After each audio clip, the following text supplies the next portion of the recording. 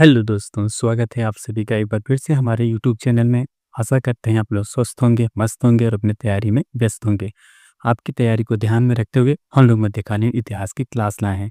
मध्यकालीन इतिहास के अंतर्गत हम लोग दिल्ली सल्तनत पढ़े हैं। दिल्ली सल्तनत के अगर कार्यकाल की बात की जाए तो इसका कार्यकाल देखा जाए तो 1206 से लेकर 1526 ईस्वी तक होता है। कितना? 1206 से लेकर 1526 ईस्वी तक। इतने लंबे समय अवधि के बीच में देखा जाए तो दिल्ली सल्तनत पे 5 वंशों ने शासन किया गया था। कितने वंशों ने शासन किया था? 5 वंश शासन करते हैं। ये 5 वंश कौन-कौन से होते हैं, इनके नाम जान लेते हैं और साथ ही साथ इनका क्रम जान लेते हैं कि पहले कौन-सा वंश शासन करता है, उसके पश्चात कौन-सा वंश आता है।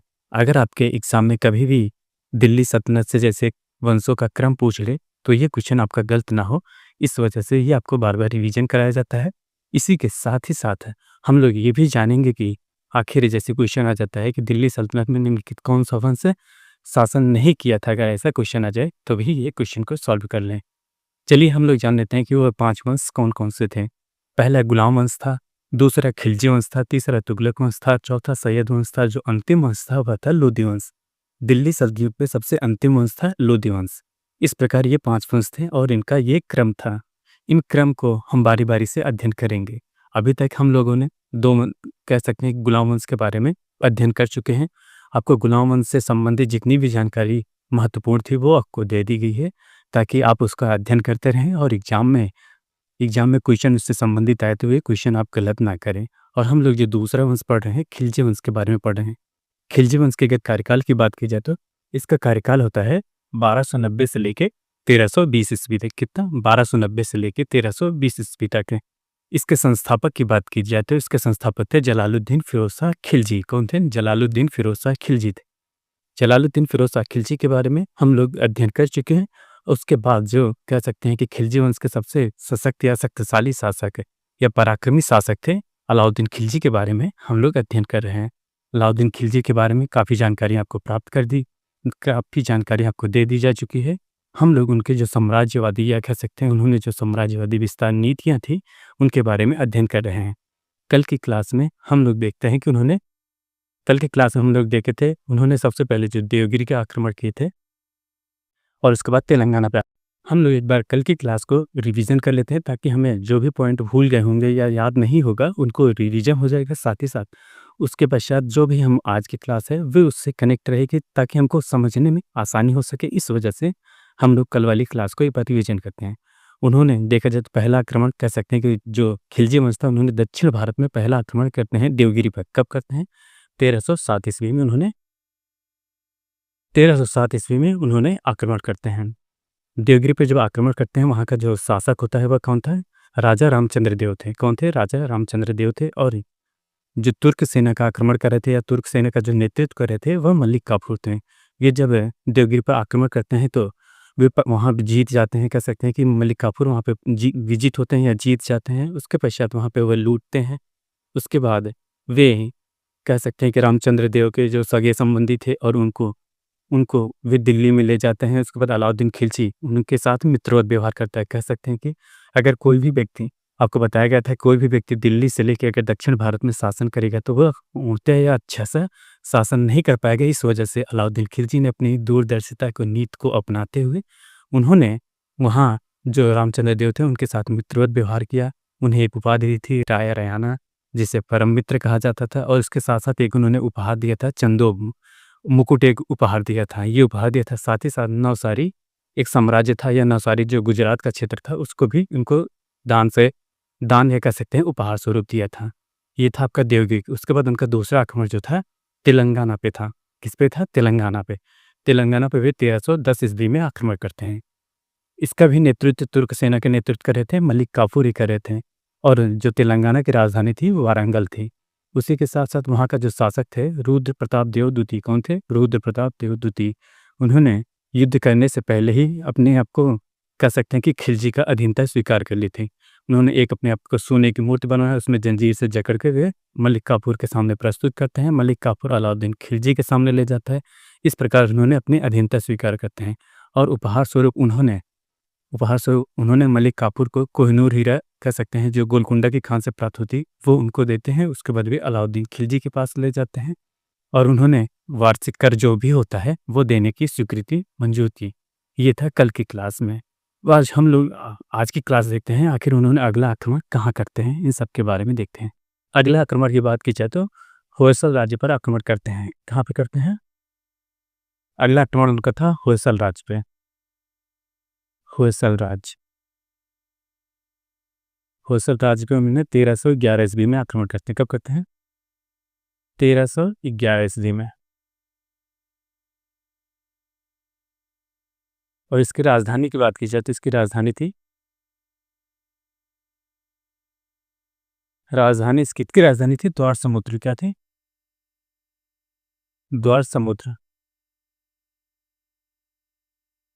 जो वर्तमान में बात की जाए तो वर्तमान में हलेवीडी ये थी। और वहाँ के शासक की बात की जाए तो यहाँ राजा या जो शासक थे, शासक कौन थे? वीर बल्लाल। कौन थे? वीर बल्लाल या बल्लाल देव। ये बल्लाल देव ये शासक थे।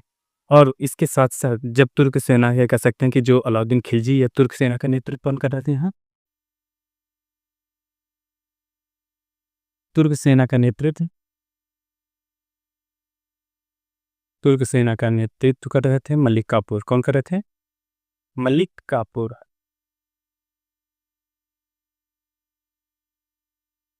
यहाँ भी देखा जाए तो जो तुर्क सेना के नेतृत्व कौन कर रहे थे? मलिक काफूर ही कर रहे थे।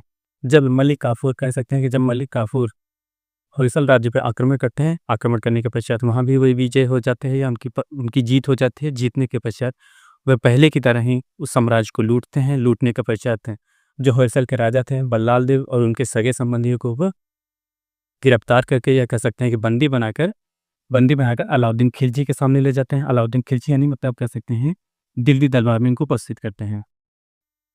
क्या करते हैं? दिल्ली दरबार में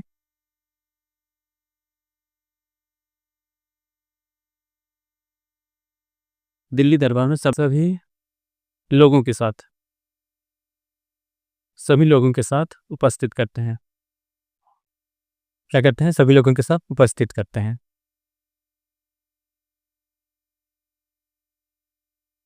और अलाउद्दीन खिलजी अपने साम्राज्यवादी विस्तार नीति को अपनाते हुए और उस दूरदर्शिता को देखते हुए उन्होंने इनके साथ जो थे बल्लाल थे उनके साथ मित्रवत व्यवहार रखते हैं। मित्रवत व्यवहार रखने के पश्चात उसके साथ ही साथ इन्होंने ये जो कह सकते हैं बल्लाल थे उन्होंने वार्षिक कर देने का वादा किया था। क्या? वार्षिक कर देने का वचन देते हैं। कोई भी राजा होता था, जैसे कह सकते हैं कोई भी राजा होता था, वो दूसरे पर आक्रमण करता था। वो आक्रमण करने के बाद विजित होने के पश्चात वो दूसरे पर कर देने के लिए वो बाध्य हो जाता था। या तो वो उस राज्य को जो आक्रमण करने के पश्चात जो जीता हुआ राज्य है उसको अपने राज्य में सम्मिलित कर ले, या उसको एक स्वतंत्र राज्य के रूप में कह सके कि आप स्वतंत्र रूप के रूप में शासक करिए। साथ ही साथ जो भी आप वार्षिक कर होता है आप दिल्ली दरबार में देते रहिए। इस प्रकार इन्होंने जी बल्लाल देते ये उन्होंने अपनाया था। उसके साथ जब ये कह सकते हैं दोनों राजाओं के बीच जब संधि हो जाती है, उसके बाद अला बल्लाल देव जब ये होयसल जा रहे थे, बल्लाल देव यहाँ लिखे रहे हैं, वीर बल्लाल जब होयसल जा रहे थे, होयसल जब जा रहे थे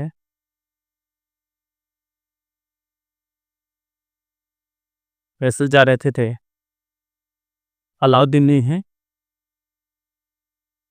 अलाउद्दीन ने इन्हें विशेष वस्त्र देते हैं। क्या देते हैं? अलाउद्दीन ने एक विशेष वस्त्र देते हैं। एक विशेष वस्त्र देते हैं। देखते हैं उस वस्त्र का क्या नाम था। जो विशेष वस्त्र देते हैं उस वस्त्र का नाम था, उस वस्त्र का नाम खिल अत्र था। क्या था? खिल अत्र। उस वस्त्र का क्या नाम था? खिल अत्र था। खिल अत्र का मतलब होता था राजसी पोशाक।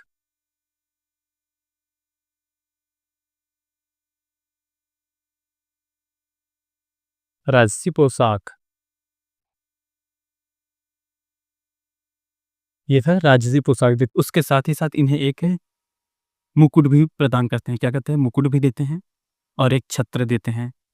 मुकुट के साथ-साथ इन्हें एक छत्र देते हैं। क्या देते हैं? एक छत्र। छत्र का मतलब होता है, जैसे आप देखे होंगे, जैसे कोई राजा जब चलता है तो उसके पीछे एक उसका जो सैनिक होता था, एक ऐसे छाते तरह का होता था, छाता तरह का, जैसे यहाँ बना लेते हैं। जैसे आप मान लीजिए ऐसे एक डंडा होता था, इसमें ऐसे एक छाते की तरह होता था, जो लेके जो होता सैनिक होता था वो राजा के पीछे-पीछे चलता था, उसको भी एक उपहार स्वरूप देते हैं। उसके साथ ही साथ अलाउद्दीन खिलजी ने इन्हें क्या देते हैं? उस उन्हें 10 लाख है 10 लाख 10 लाख टंका भी देते हैं। टंका टंकल जो होती है वहाँ की मुद्रा होती थी। उन्हें और जब बल्लाल देते हैं उन्हें 10 लाख टंका देते हैं। आखिर ये टंका क्यों देते हैं अलाउद्दीन खिलजी ने? ये इसी वजह से देते हैं, जब मलिक काफूर ने होयसल राज्य पे आक्रमण करने के पश्चात काफ़ी क्षत हो जाती है। इस क्षत को पूर्ति के लिए अलाउद्दीन खिलजी ने इन्हें अपने मित्र के रूप में स्वीकार करते हैं और उन्हें एक 10 लाख की टका जो उपहार भेंट स्वरूप देते हैं, उपहार देते हैं, ताकि वे उस क्षत को पूर्ति कर सकें और वो पुनः अपने साम्राज्य का संचालन कर सकें। इस वजह से भी उन्हें 10 लाख टंका का एक पारितोष देते हैं। उसके बाद हम लोग देखते हैं, उसके बाद उन्होंने किस अन्य राज्य पे आक्रमण करते हैं, वह राज्य कौन? इसके बाद होयसल राज्य पे आक्रमण करने के पश्चात वे आक्रमण करते हैं पांड्य राज्य पर। किस पे? पांड्य राज्य पर। देखते हैं, जो पांड्य राज्य पर आक्रमण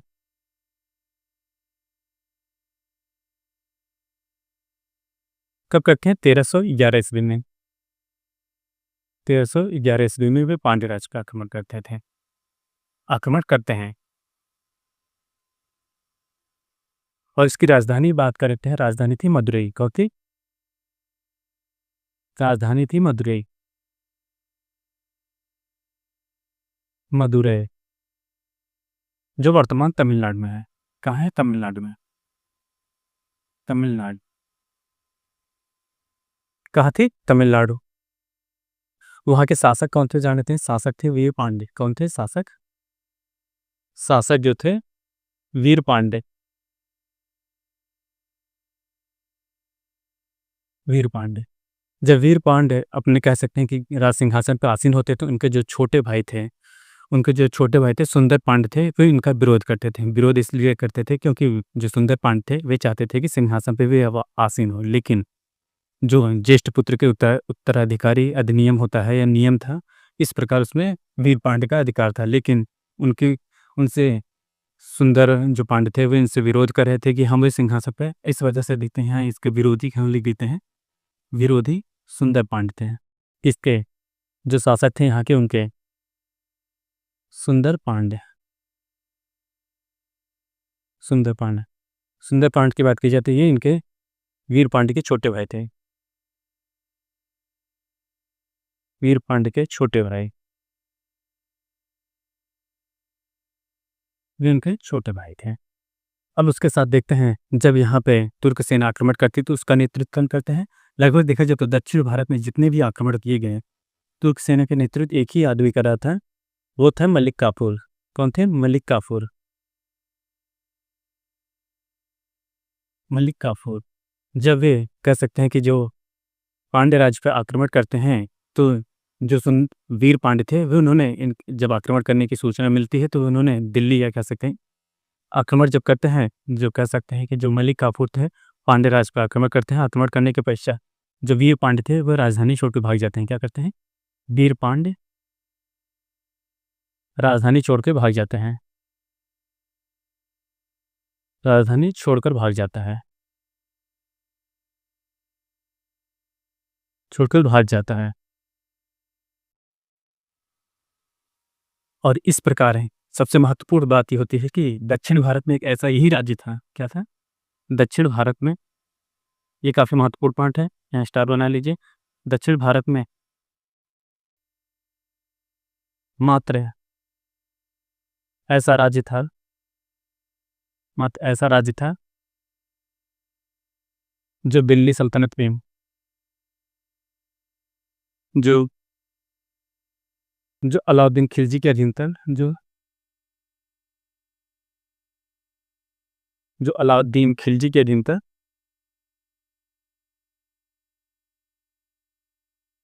खिलजी की अधीनता स्वीकार नहीं करता है। हृदय स्वीकार नहीं करता है।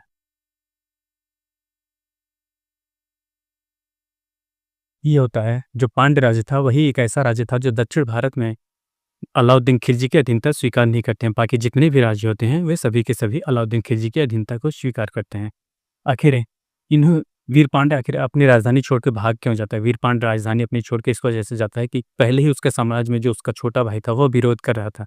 वह विरोधी कह सकते हैं कि जो सुंदर पांड्य था वह मलिक काफूर के साथ मिलकर राजधानी पर आक्रमण करता है। इस वजह से वह अपनी जान बचा के राजधानी छोड़कर भाग जाता है। ये था उसका पांड्य राज का आक्रमण। कब किया था? 1311 ईस्वी में। राजधानी मदुरई की। शासक था वीर पांड्य। उसके बाद उसका जो विरोधी था या कह सकते हैं उसका छोटा भाई सुंदर पांड्य था, वह चाहता था राज सिंहासन पर आसीन होना, लेकिन ज्येष्ठ पुत्र उत्तराधिकारी अधिनियम के हिसाब से वीर पांड्य राज शासक बनता है। और तुर्क सेना का जो सेनापति था या सेना जो तुर्क सेना का नेतृत्व कर रहे थे वे मलिक काफूर थे।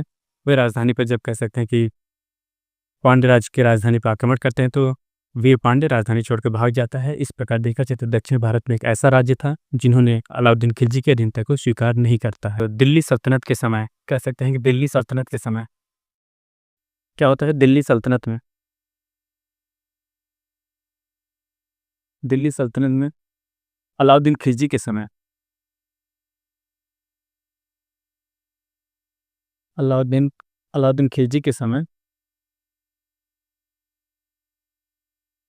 मंगोल आक्रमण सबसे ज़्यादा हुए थे। क्या होते हैं? मंगोल आक्रमण सबसे ज़्यादा होते हैं। सबसे ज़्यादा होते हैं किसके समय? अलाउद्दीन खिलजी के समय। आप कह सकते हैं कि खिलजी वंश के समय में दिल्ली सल्तनत पे सबसे ज़्यादा बार मंगोलों का आक्रमण होता है ना। देखते हैं 1296 से लेके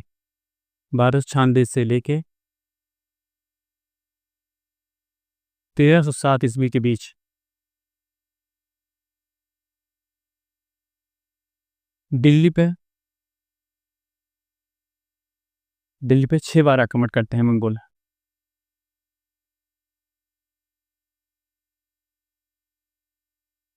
कितनी बार? देखा अलाउद्दीन खिलजी के समय दिल्ली सल्तनत पे सबसे ज़्यादा बार आक्रमण हुआ था मंगोलों को। कितनी बार? 6 बार होते हैं। 1297 से लेकर 1306 ईस्वी के बीच में ये मंगोलों का सबसे ज़्यादा आक्रमण होता है, जो 6 बार आक्रमण होता है। बस आज के लिए इतना ही। कल की क्लास में हम लोग देखेंगे अलाउद्दीन खिलजी की जो स्थापत्य कला है, उसके साथ साथ अलाउद्दीन खिलजी की कैसे मृत्यु होती है, उसके बाद अगला शासक कौन होता है, और अलाउद्दीन खिलजी से संबंधित है जो आपका विगत वर्षों में एग्जाम में क्वेश्चन आए होंगे उसको सॉल्व करेंगे। आज के लिए बस इतना ही। आप हमारे चैनल पर नए हो तो चैनल को लाइक करें, शेयर करें, सब्सक्राइब करें। मिलते हैं नेक्स्ट वीडियो में, तब तक के लिए धन्यवाद। Bye bye.